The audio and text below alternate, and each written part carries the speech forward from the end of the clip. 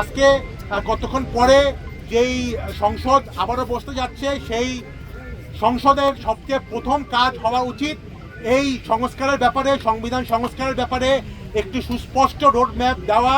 আমরা মনে করি সংবিধানের সবচেয়ে উপরে হচ্ছে জনগণ। জনগণই আসলে সংবিধান তৈরি করে, যেখানে জনগণ 2/3 মানুষ এই সংবিধান সংস্কারের ব্যাপারে সুস্পষ্ট রায় দিয়েছে। কোন কোন সংস্কার হতে হবে সেই ব্যাপারে তারা সিদ্ধান্ত দিয়েছে।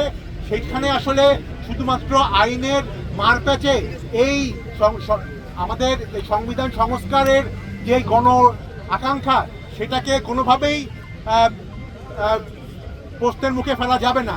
তা আমরা মনে করি যে আজকে কতক্ষণ পরে যেই সংসদ আবারও বসতে যাচ্ছে, সেই সংসদের সবচেয়ে প্রথম কাজ হওয়া উচিত এই সংস্কারের ব্যাপারে, সংবিধান সংস্কারের ব্যাপারে একটি সুস্পষ্ট রোডম্যাপ দেওয়া।